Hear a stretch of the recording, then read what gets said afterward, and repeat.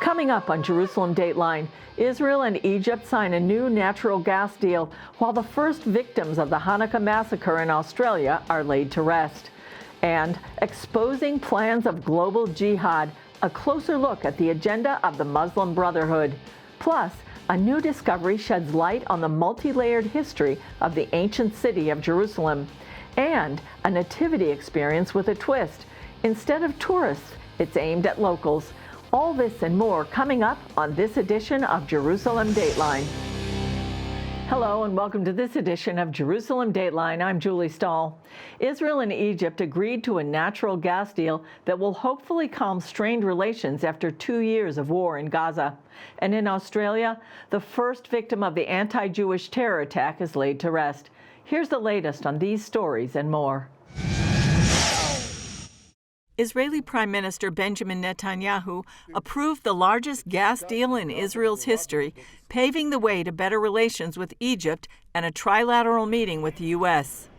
This deal with the American company Chevron has Israeli partners, and they will supply gas to Egypt. I approve the deal after ensuing our security and vital interests. The deal is worth about $34.7 billion, about half of which will go into the state treasury to help Israeli citizens. It also provides long-term economic security. This deal greatly strengthens Israel's position as a regional energy power, and it contributes to stability in our region.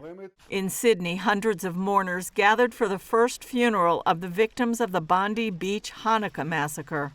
Rabbi Eli Schlanger, a husband and father of 5, organized Sunday's Hanukkah by the Sea event.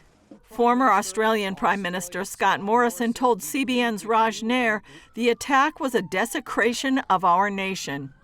The Jewish community here in Australia has felt incredibly abandoned and isolated because of the policies of the government and the failure to take action on what has been rising anti-Semitism in this country. The Australian government now taking action in the wake of the attack. Prime Minister Anthony Albanese announcing legislative reforms to crack down on those who spread hate, division, and radicalization, including preachers and leaders who promote violence. The Australian government adopts and fully supports the plan to combat anti-Semitism. We have already legislated for hate speech, hate crimes, hate symbols, outlawing doxing. We've already undertaken education action, including appointing the first ever student ombudsman. Israeli government spokeswoman Shosh Bedrosian told CBN News that Israel is at a pivotal point in convincing the world to fight anti-Semitic speech. These streets have been a walking red flag for 2 years. You know, I remember seeing Hamas and Hezbollah flags just on the streets of New York City. What does that do to a Jew? You shake in your boots a little bit. She commended President Trump for taking a stand and said other leaders should follow suit. Meanwhile, the Israeli Ministry of Tourism is preparing for the arrival of about 130,000 tourists in the month of December, including about 40,000 Christian pilgrims coming to celebrate Christmas at holy sites. The ministry invested in improving infrastructure and decorations in the city of Nazareth, the boyhood home of Jesus, a popular destination for foreign tourists. Australian police arrested 7 men in Sydney Thursday after receiving intelligence of a potential violent act. About 4 p.m. yesterday, following information from our law enforcement partners, the New South Wales Police Force Tactical Operations Unit conducted 2 high-risk vehicle stops on 2 Victorian registered cars in the Liverpool area.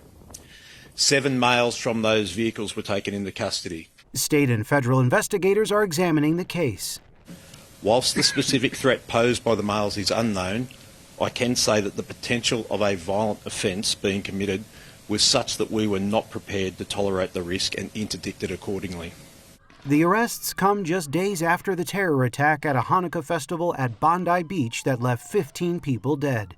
Australian Prime Minister Anthony Albanese announced a national response to honour the victims and support the Jewish community. Today I confirm that the federal and New South Wales governments have declared Sunday, 21st of December, a day of reflection to honour the victims of the horrific terrorist attack at Bondi Beach and to stand in solidarity with the Jewish community.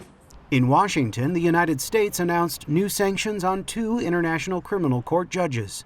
Secretary of State Marco Rubio laying out the administration's response to the court's move to seek arrest warrants for Israeli Prime Minister Benjamin Netanyahu and then Defense Minister Yoav Gallant. The sanctions include freezing U.S. assets and barring entry into the United States. The ICC responded by calling the move a flagrant attack on the court's independence. President Donald Trump said he expects to meet with Israeli Prime Minister Benjamin Netanyahu in Florida over the holiday. We've had great success, peace in the Middle East, aside from everything else. We now have peace in the Middle East. Yeah, he'll probably come to see me in Florida. And the IDF carried out strikes across multiple areas in Lebanon, targeting Hezbollah military compounds, weapons storage, and launch sites.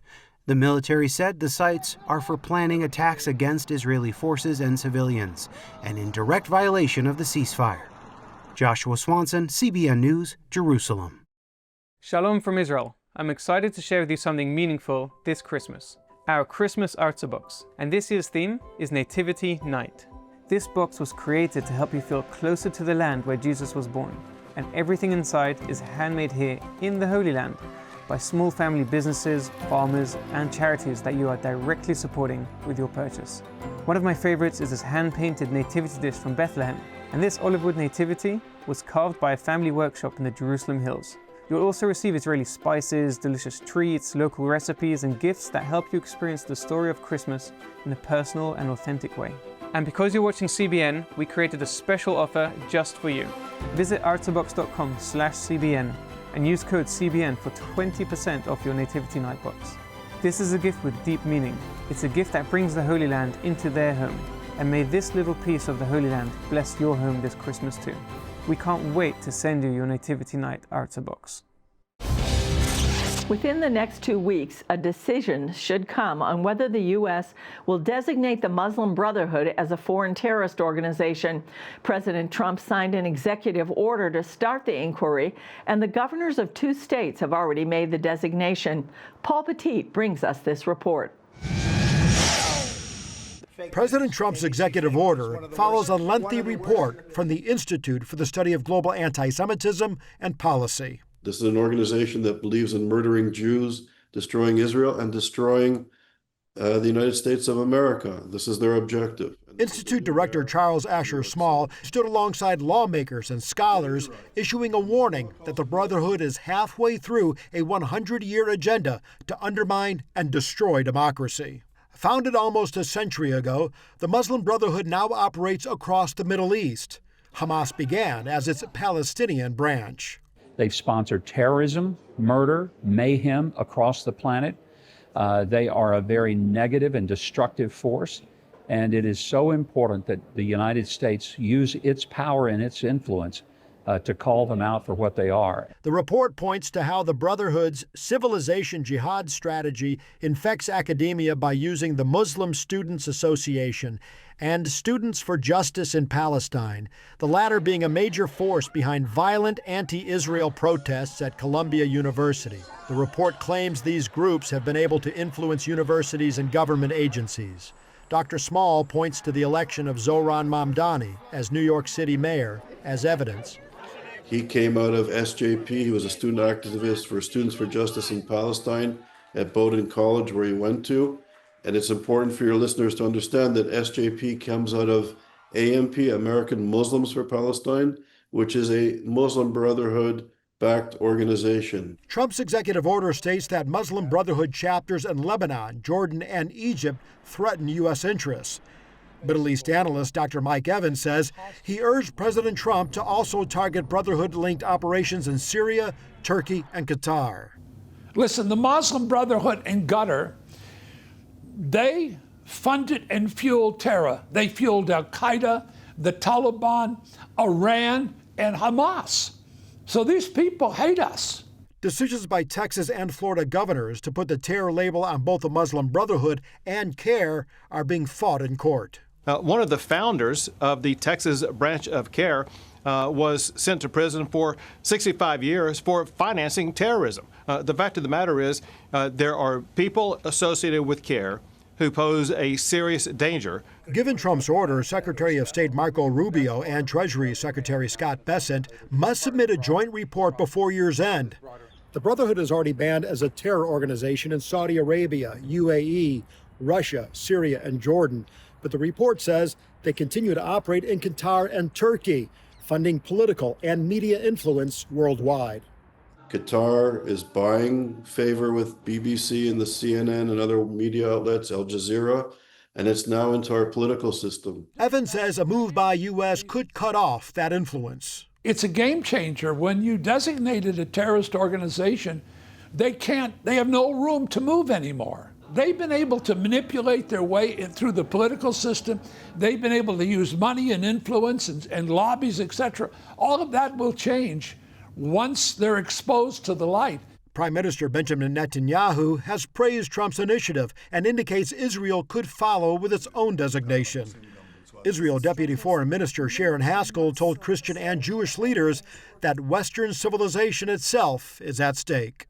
We've seen the movements of radical jihadist groups who say very clearly that what they seek is the destruction of Western civilization as we know it today, democracy, freedom, and to replace that with an Islamist tyranny, with a jihadist imperialism, to have an Islamic rule over the world. Paul Petit, CBN News, Jerusalem. A recent archaeological revelation highlights the story of Hanukkah and the history of Jerusalem. Eventually, it will allow the public to catch a glimpse of the stunning layers of the ancient city's history. Join us for a look at the excavation site. Just inside the Jaffa Gate, along Jerusalem's old city walls, lies a hidden treasure that the public will be able to see in the years to come. If you want to know and see the story of ancient Jerusalem, one of the best places to see it is right here, the excavation in the Kishle. This is the Kishle in the Tower of David complex. It tells thousands of years of the history of Jerusalem, from the rebirth of the State of Israel to temple times. We started to excavate in a British jail that was erected here near Jaffa Gate at the Kishle in the 1930s. Kishle is a Turkish word from the Ottoman era, meaning winter shelter. Archaeologist Amit Raem leads the excavation. And this jail was built inside an Ottoman building built in the 1830s.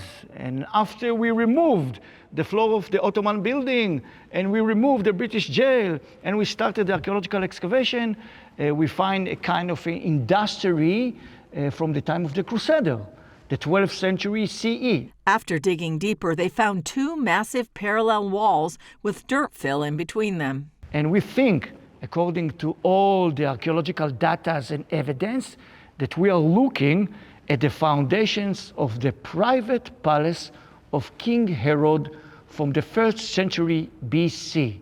Underneath was the main sewage system of the palace. This is where the Hanukkah story begins.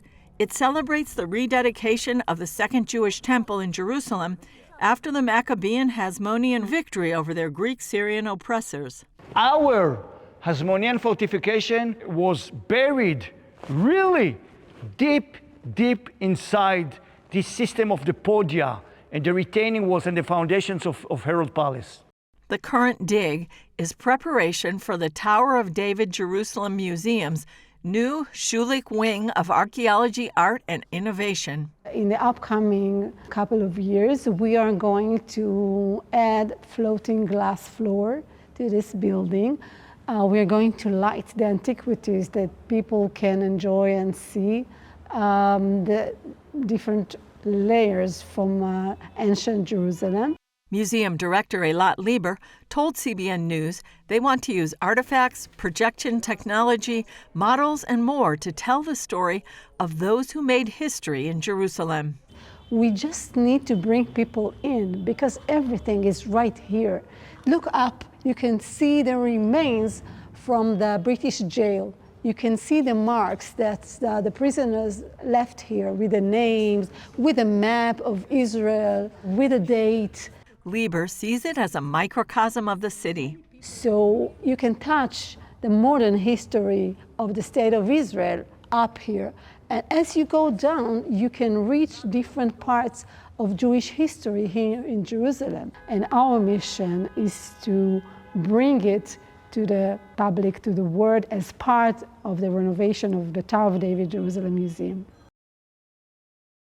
Israelis are strong, but years of a multi-front war would take a toll on any population.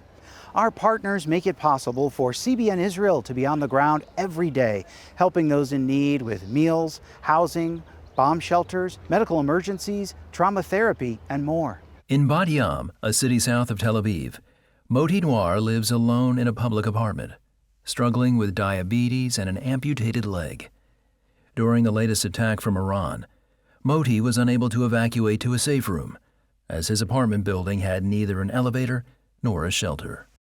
Of course, I was afraid, and I cannot run away. I cannot get out. I cannot. There's nothing to do. Just waiting for the missiles to fall down. CBN Israel evacuated Moti and other Holocaust survivors from Bat Yam to a safe hotel in Netanya. I believe in hope because I lost my hope. In times of difficulties, the compassion of people like Eric and the support from donors are what restores hope and faith for those in need. Thanks to you, CBN Israel was able to provide Moti with an electric vehicle. For the first time since his amputation, Moti was finally free to leave the house and live a full life once again.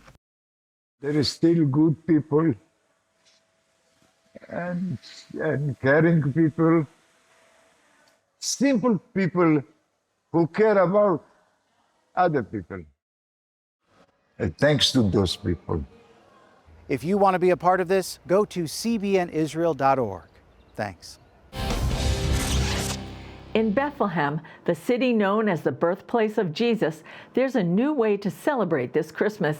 The Nativity Encounter is a project aimed at telling the story of Jesus to those living where the story began. CBN Middle East correspondent Paul Petit brings us this special look from Bethlehem. As Christmas approaches, volunteers for the First Baptist Church in Bethlehem are welcoming visitors into what organizers call the Nativity Encounter, a walk-through journey bringing the story of Jesus' birth to life. What's different about this project, though, is its focus. The experience isn't just for the thousands who visit each year, it's for those who live here year-round. The demographics of Bethlehem changed quite a bit. In about 22 to 23 year period, we saw Christianity in Bethlehem go from being the majority, close to 80%, and 20% Muslim population, to today, 22 to 23 years later, the pendulum completely swapped. The good thing is we discovered that the Muslim population in Bethlehem are very open. So we see and know the opportunity, the window is open.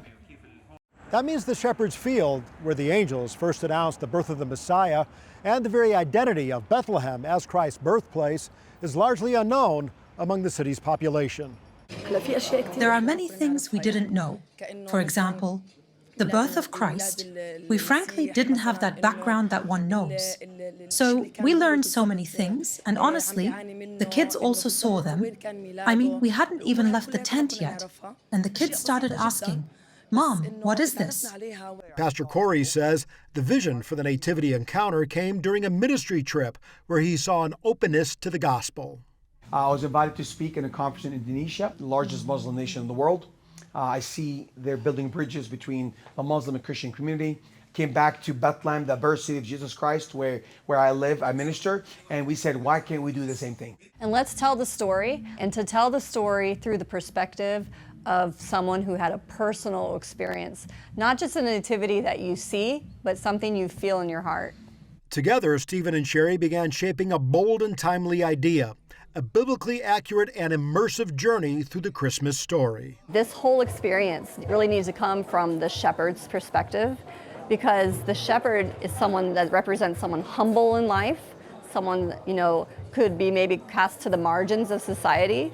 And there's a lot of young people in the Arab community, especially the Christian Arab community, that maybe feel marginalized. For many locals, this is changing how they see their own hometown and its importance.